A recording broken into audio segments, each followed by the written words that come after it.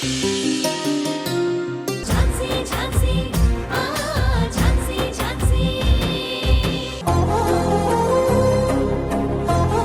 బాబాయ్. హాయ్ నాన్న. బాబాయ్ ఎలా ఉన్నావు? నాకేంటి స్వీటీ, నేను చాలా బాగున్నాను. హాయ్ వంశీ. అది నువ్వు చెప్పకపోయినా నీ ఫేస్ చూస్తుంటే అర్థమవుతుంది బాబాయ్. బాబాయ్ రాత్రి నుంచి ఇంకా బాగున్నట్టున్నావు కదా. అవును. స్వీటీ, వంశీ, మీకు స్కూల్కి టైం అయింది, ఇద్దరు వెళ్ళండి. నువ్వే కదా పిన్ని పెద్దవాళ్ళు కనిపిస్తే పలకరించాలని చెప్పావు. ఇప్పుడు పలకరించారు కదా, వెళ్ళండి. సరే పిన్ని, బాయ్. బాయ్. ఓకే బాబాయ్, బాయ్. Bye bye.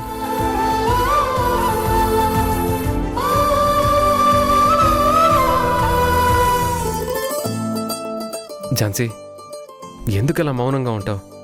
ఇక్కడ నువ్వు నేను తప్ప ఇంకెవరూ లేరు. గౌతమ్ గారు, మీకు నేను ఆల్రెడీ చెప్పాను కదా నన్ను కలవడానికి ట్రై చెయ్యొద్దు అని. అది వినకుండా మళ్ళీ ఇక్కడికి ఎందుకు వచ్చారు? ఏంటి ఝాన్సీ కొత్తగా మాట్లాడుతున్నావు? ఇక్కడ ఎవరూ లేరు కదా, మరి ఎందుకిప్పుడు నా మీద కోపంగా ఉన్నట్టు నటిస్తున్నావు? నేను కోపంగా ఉన్నట్టు నటించడం ఏంటి? ఆ అవసరం నాకే ఉంది. అసలు మీ ఉద్దేశం ఏంటి? అసలు ఇక్కడికి ఎందుకు వచ్చారు? ఝాన్సీ, నేను నిన్న క్రిమినల్స్ని అరెస్ట్ చేశాక కమిషనర్ గారి దగ్గర నుంచి, ఏసీపీ గారి దగ్గర నుంచి, ఇంకా చాలా చోట్ల నుంచి కంగ్రాచులేషన్స్ మెసేజెస్, ఫోన్ కాల్స్ వచ్చాయి. కానీ రాత్రి నీ దగ్గర నుంచి వచ్చిన మెసేజ్ చూశాక మాత్రం చాలా హ్యాపీ ఫీల్ అయ్యాను. నా ఝాన్సీ నన్ను మళ్ళీ అర్థం చేసుకుంది, నాతో మళ్ళీ ప్రేమగా మాట్లాడుతుందని చాలా సంతోషపడ్డాను. ఇన్నాళ్ళు నేను నీ గురించి ఏదైతే అనుకుంటున్నానో అదే నిజమని నిరూపించావు. నా ఝాన్సీ నన్ను వదులుకోలేదు అని బలమైన నా నమ్మకాన్ని నిలబెట్టావు. నిన్నటి వరకు నువ్వు ఎందుకు నాకు దూరంగా ఉన్నావో అర్థం కాలేదు. కానీ నైట్ మాత్రం ఏ దేవుడు కరుణించాడో నాకు మెసేజ్ చేసి డియర్ అని ప్రేమగా పిలిచి స్కూల్ దగ్గరికి రమ్మని చెప్పావు కదా. అలా చెప్పగానే నా సంతోషానికి హద్దులు లేకుండా పోయింది. ఆపండి గౌతమ్ గారు, మీరేం మాట్లాడుతున్నారో నాకు అర్థం కావడం లేదు. నేను మీకు మెసేజ్ చేయడం ఏంటి? నేను మిమ్మల్ని స్కూల్కి రమ్మని పిలవడం ఏంటి? నైట్ ఏమైనా కలగన్నారా నేను మెసేజ్ చేసినట్టు? మీరు నన్ను కలవడమే నేను ఇబ్బందికరంగా ఫీల్ అవుతాను. అలాంటిది నేను మెసేజ్ చేయడం ఏంటి? ఝాన్సీ, నేను కలగనడం ఏంటి? నువ్వు కాకపోతే మెసేజ్ ఇంకెవరు చేస్తారు? కావాలంటే నీ ఫోన్ చూసుకో, లేదంటే నా ఫోన్లో చూపించమంటావా? చెప్పు, చూపిస్తాను.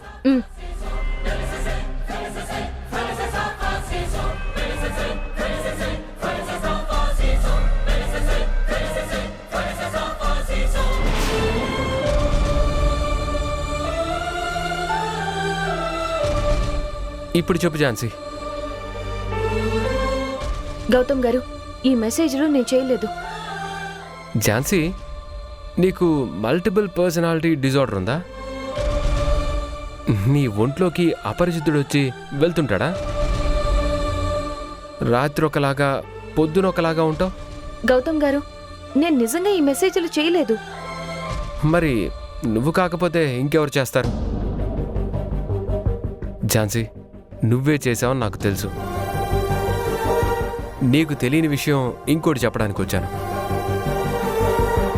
అమ్మ ప్రియాంకతో నా ఎంగేజ్మెంట్ గురించి చాలా సీరియస్గా ఉంది. నేను ప్రియాంకని పెళ్లి చేసుకున్నానంటే అమ్మ ఒక్కటే మాట అంది, నువ్వంటే ఇష్టమని, నిన్ను ప్రేమిస్తున్నానని ఝాన్సీతో ఒక్క మాట చెప్పించింది. అలా నువ్వు ఒక్క మాట చెప్తే ఈ ఎంగేజ్మెంట్ నేను ఆపాల్సిన అవసరం లేదు, అమ్మే క్యాన్సిల్ చేస్తుంది. నువ్విప్పుడు ఎలాగో నా మీద పాజిటివ్గా ప్రేమతో ఉన్నావు కదా, ఇదే మంచి టైం వెళ్ళి అమ్మ దగ్గర నిజం చెప్పడానికి. గౌతమ్ గారు, ప్లీజ్ స్టాప్ ఇట్. మీకు అర్థం కావట్లేదా? నేను మీకు ఎలాంటి మెసేజ్లు చేయలేదు. అలా ఎవరు చేశారో కూడా నాకు తెలీదు. గౌతమ్ గారు, మీరు ప్రియాంకతో ఎంగేజ్మెంట్ చేసుకోవడం చేసుకోకపోవడం అది మీ ఇష్టం. నేను మిమ్మల్ని ప్రేమిస్తున్నానని కానీ ప్రేమించడం లేదని కానీ ఎవరి దగ్గరికి వచ్చి చెప్పాల్సిన అవసరం నాకు లేదు. దయచేసి ఇంకెప్పుడు నన్ను కలవాలని ట్రై చేయకండి. ఝాన్సీ, ఒక్క మాట. ఝాన్సీ, నువ్వు కోపంగా మాట్లాడితే ఎందుకు ఇలా మాట్లాడుతున్నావని ఫీల్ అవుతానే కానీ రోషానికి పోయి ప్రియాంకని పెళ్లి చేసుకుంటానని మాత్రం అనుకోకు. అంతేకాదు, ఇలా కోపంగా మాట్లాడితే నేను వదిలేస్తానని ఎప్పుడూ అనుకోకు. నిన్ను వదులుకోవటం అనేది ఈ జన్మకి జరగని పని.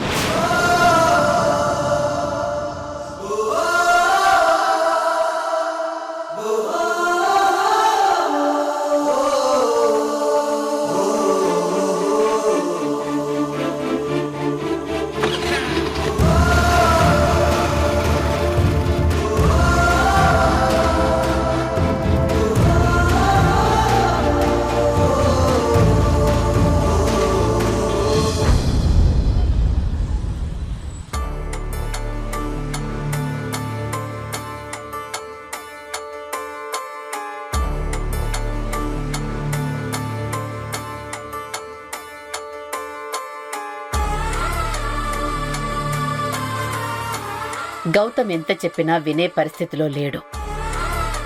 బెదిరించినా లెక్క చెయ్యడు. గౌతమ్ ఈ కేసుని వదిలిపెట్టడు.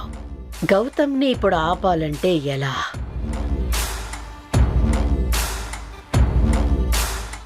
తనని కేసు నుంచి డైవర్ట్ చెయ్యాలంటే ఏం చెయ్యాలబ్బా?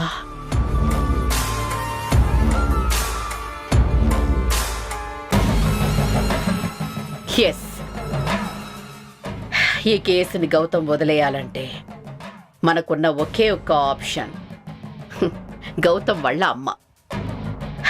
మా వదిన ద్వారా ట్రై చేస్తే ఖచ్చితంగా వర్కౌట్ అవుతుంది. వదిన మాటని కాదనడు, వదినకి ఎదురు చెప్పలేడు. అదే జరిగితే గౌతమ్ ఇన్వెస్టిగేషన్ ఆపేస్తాడు. నా కొడుకు దీపక్ సేఫ్గా తిరిగి వచ్చేస్తాడు.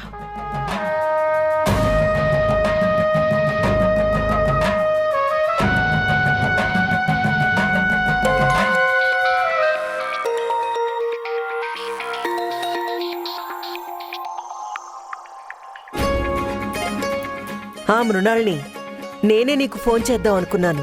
ఇంతలో నువ్వే చేశావు. అవునా? ఎందుకు వదినా? నాతో ఏదైనా పనుందా? అదేం లేదు మృణాల్ని, నీకు గుడ్ న్యూస్ చెప్దామని చెయ్యాలనుకున్నాను. గుడ్ న్యూసా? నాకా? ఏంటి వదినా అది? గౌతమ్కి ప్రియాంకకి ఎంగేజ్మెంట్ ఫిక్స్ అయింది. ఓ అవునా? సూపర్ వదినా, ఇది నిజంగానే గుడ్ న్యూస్. ఆ ఎంగేజ్మెంట్ ఎప్పుడు? ఎల్లుండే మృణాల్ని. ఇప్పుడే పంతులు గారు వచ్చి ముహూర్తం పెట్టారు. మొత్తానికి నువ్వు అనుకున్నది సాధించావు వదినా. నాకు తెలుసు వదినా, నువ్వు ఏదైనా అనుకుంటే అది సాధించేంత వరకు పట్టు వదలని విక్రమార్కుడిలా ఉంటావు అని.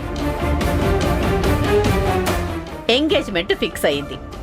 అచ్చరే, మరి గౌతమ్ ఇంకా ఆ ఝాన్సీని తలుచుకుంటూ ఉన్నాడా? ఝాన్సీ గురించి ఆలోచిస్తూ గౌతమ్ బాధపడొచ్చు, కానీ నా మాట కాదనడు. అందుకే లేట్ చేయకుండా ఎంగేజ్మెంట్ ఫిక్స్ చేశాను. గౌతమ్ నీ మాట కాదనుడు అన్న విషయం నాకు తెలుసు వదినా. అందుకే నేను నీకు ఫోన్ చేశాను. వదినా, గౌతమ్ ప్రియాంక పెళ్లి విషయంలో నీ మాట ఎలా అయితే జవదాటకుండా చూసుకున్నావో, అలాగే వాణ్ణి ఇంకొక విషయంలో నీ మాటకి ఎదురు చెప్పకుండా చూసుకోవాలి. ఏ విషయంలో మృణాల్ని? నువ్వేం మాట్లాడుతున్నావో నాకు అర్థం కావట్లేదు. గౌతమ్ ఏదైనా మనకి నచ్చని పని చేస్తున్నాడా? చెప్పు మృణాల్ని. వదినా, మనకి నచ్చని పని కాదు, మనల్ని ఇబ్బందుల్లో పడేసే పని చేస్తున్నాడు. దానివలన గౌతమ్కి చాలా ప్రమాదం ఉంటుంది. ఆ ప్రమాదం నుంచి వాణ్ణి నువ్వే ఎలాగైనా కాపాడుకోవాలి. మృణాల్ని, నువ్వు అలా అంటుంటే నాకు చాలా భయంగా ఉంది. ఏం చేశాడు చెప్పు. వాడికి ఏదైనా ప్రమాదం అంటే అది ఏ పనైనా సరే వాడు చేయకుండా అడ్డుకుంటాను. చెప్పు మృణాల్ని, ఏం చేశాడు? వదినా, ఫోన్లో కాదు, నీకు అర్థమయ్యేలా మొత్తం చెప్తాను. నీతో కొంచెం పర్సనల్ గా మాట్లాడాలి. ఒకసారి వెంటనే ఆ రామాలయం దగ్గరికి రావదినా. నేనిప్పుడే బయలుదేరుతున్నాను. సరే మృణాల్ని. మృణాల్ని ఏ విషయం గురించి మాట్లాడుతుంది? నాకు చాలా టెన్షన్గా ఉంది. గౌతమ్ మళ్ళీ ఏం చేశాడు? ప్రమాదం అంటుంది. అది ఎటువైపు నుంచి వస్తుంది? భగవంతుడా, నా కొడుకే ప్రమాదం రాకుండా చూడు. నీ టెన్షన్ నాకు తెలుసు వదినా. గౌతమ్కి ప్రమాదం ఉందని అంటే చాలు, అది ఎంతటి పనైనా సరే వాణ్ణి కాళ్ళు కదపకుండా చేస్తావు. అందుకే నీకు చెప్పాను, ఆపేలా చెయ్యాలి. అలా చేస్తేనే నా కొడుకు నాకు దక్కుతాడు.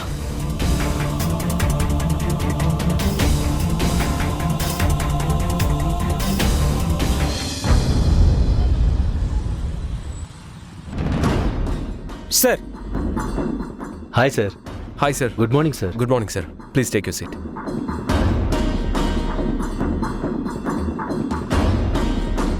సార్, మీరు అడిగిన కేసుకు సంబంధించిన ఫైల్స్ ఇవి. వీటిలో కంప్లీట్ డీటెయిల్స్ ఉన్నాయి సార్. సార్, ఇది కవితకి సంబంధించిన మెడికల్ ఎగ్జామిన్ రిపోర్ట్.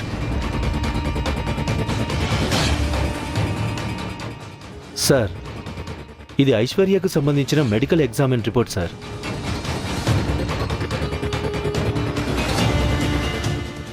డాక్టర్, అంతా పర్ఫెక్ట్గానే ఉంది కదా? 1-2 సార్లు చెక్ చేశారా? అవును సార్, చెక్ చేశాను.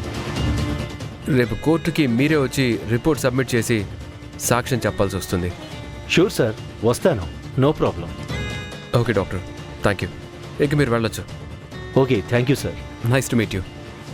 Thank you.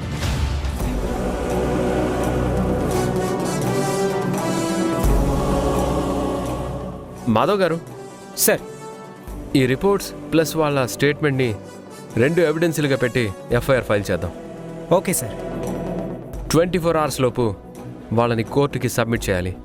దానికి సంబంధించిన ఫార్మాలిటీస్ అన్నీ చూడండి. Okay sir. యా. అలాగే ఈలోపు ఆ రాస్కెల్స్ మీద కూడా ఓ కన్నేసి ఉంచండి. కోర్టుకు వెళ్లేలోపు మళ్ళీ ఏదో ఒక నాటకం వేయాలని చూస్తూ ఉంటారు. సో జాగ్రత్తగా అబ్జర్వ్ చేయండి. అలాగే సార్.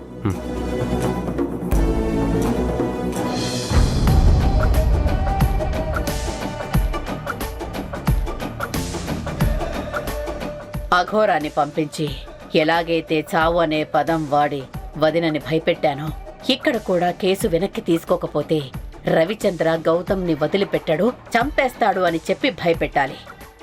అలా చెప్తే వదిన ఖచ్చితంగా భయపడుతుంది. ఎందుకంటే తల్లి హృదయం కదా.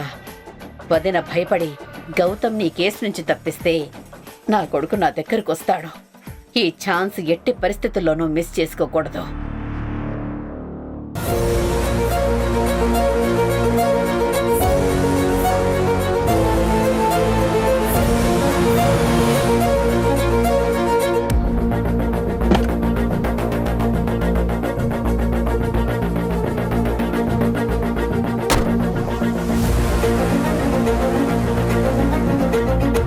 మృణాల్ని, ఇంత సడన్ గా ఫోన్ చేసి రమ్మన్నావు.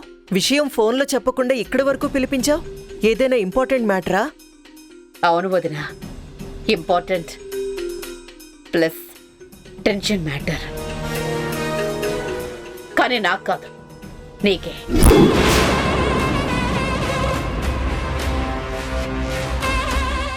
నాకా? ఇప్పుడు నేను టెన్షన్ పడే విషయాలు ఏమున్నాయి మృణాల్ని? మొన్నటి వరకు అంటే ఆ ఝాన్సీ గురించి టెన్షన్ ఉండేది, కానీ ఇప్పుడు అది లేదు. ఎందుకంటే గౌతమ్కి ప్రియాంకకి ఎంగేజ్మెంట్ ఫిక్స్ చేసేసామని చెప్పాను కదా. ఇంక నేను ఎందుకు టెన్షన్ పడాలి? ఏ విషయం గురించి టెన్షన్ పడాలి? ఇప్పుడు నువ్వు ఝాన్సీ గురించి కాదు టెన్షన్ పడాల్సింది, గౌతమ్ గురించి. గౌతమ్ గురించి టెన్షన్ పడ్డవేంటి? అసలు నువ్వు ఏ విషయం గురించి చెప్తున్నావో నాకు అర్థం కావట్లేదు. గౌతమ్ ఏం చేశాడు? గౌతమ్ కొత్త కేసు ఒకటి టేకప్ చేశాడు. ఆ కేసు వల్ల గౌతమ్కి చాలా పెద్ద ప్రమాదం రాబోతోంది.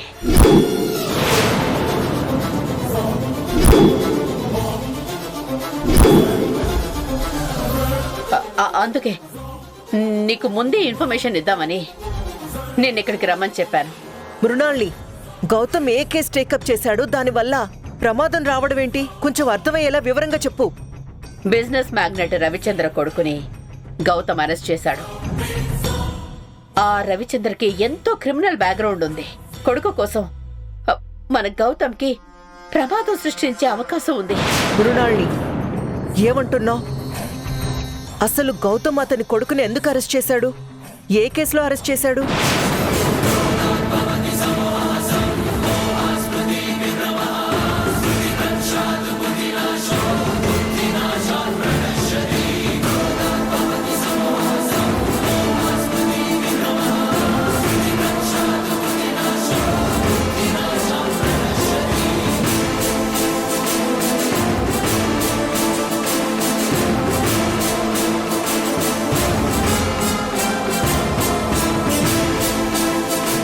ఇంత చేసిన గౌతమ్ని ఆ రవిచంద్ర ఊరికే వదిలిపెట్టడు వదినా.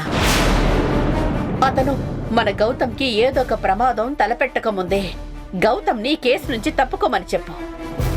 అలాగే అతని కొడుకుని వెంటనే వదిలిపెట్టమని చెప్పు. అలా చేయకపోతే మన ఫ్యామిలీకి గౌతమ్కి చాలా డేంజర్.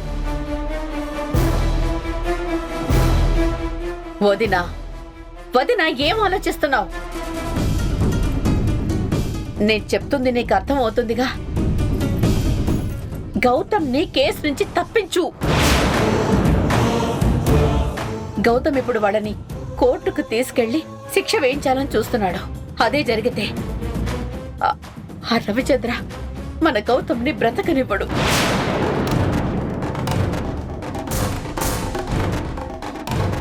చెప్పు వదినా, గౌతమ్కి ఫోన్ చేసి ఆపు.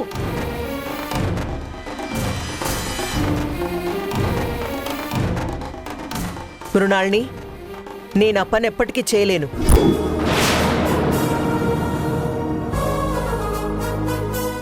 ఇద్దరు ఆడపిల్లలకి అన్యాయం చేసిన మృగాల్ని వదిలిపెట్టమని నా కొడుక్కి నేనెలా చెప్పగలను?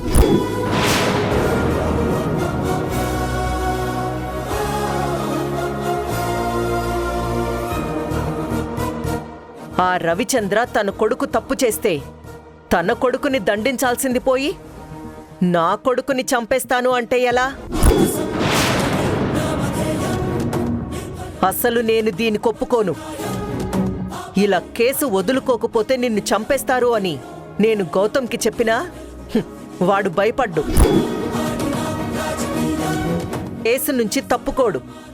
వాడి గురించి నాకు బాగా తెలుసు. నా కొడుకు తన కన్నతల్లి తప్పు చేసినా క్షమించడు.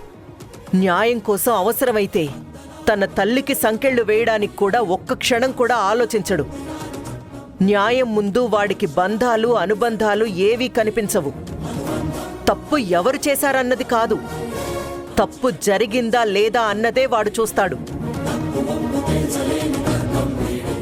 ఆ తప్పు చేసిన వాళ్లలో తన తల్లి ఉన్నా పరాయి వాళ్ళున్నా వాడి దృష్టిలో ఇద్దరూ నేరస్తులే. అందరికీ ఒకేలా న్యాయం చేయడానికి వాడి పోలీస్ ఉద్యోగం ఎంచుకున్నాడు. వాడా ఉద్యోగాన్ని ఒక వృత్తిగా కాదు, న్యాయం కోసం చేసిన ప్రమాణంగా భావిస్తాడు. అలాంటి వాడితో కేసు వదిలిపెట్టమని నేనెలా చెప్పగలను?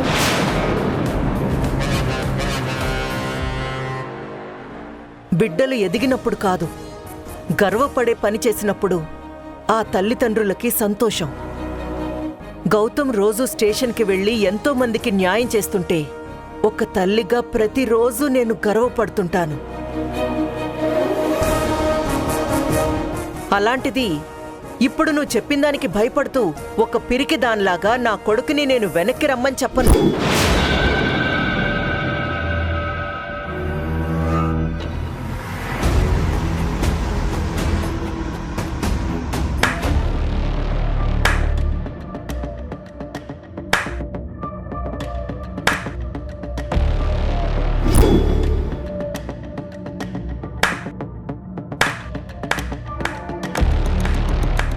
శబాష్ అమ్మా, శబాష్. నా గురించి ఇంత బాగా అర్థం చేసుకున్నందుకు. నువ్వేంట్రా ఇక్కడ? అమ్మా, పని మీద వెళ్తూ నీ కారు చూసి ఆగాను.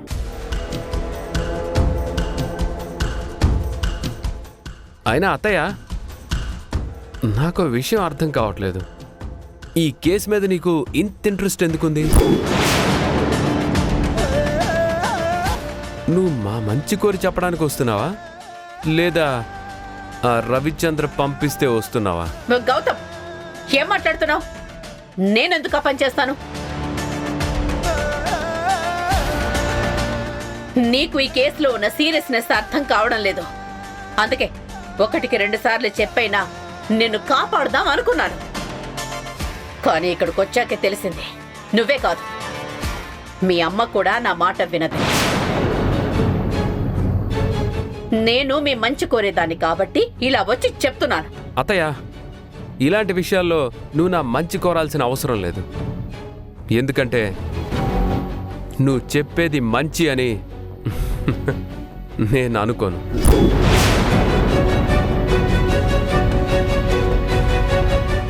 అమ్మా, పద వెళ్దాం.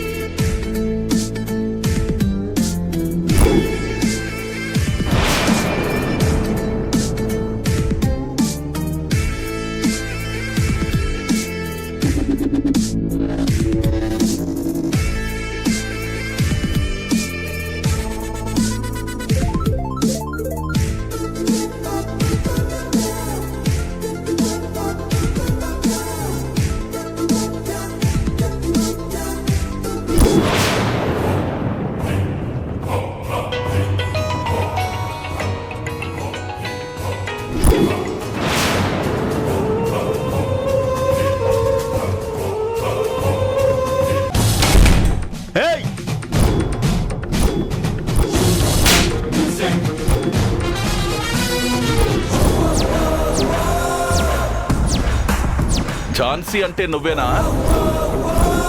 నీ లవర్కి ఫోన్ చేసి ఇప్పుడే ఇక్కడికి వెంటనే తీసుకురమ్మని చెప్పు.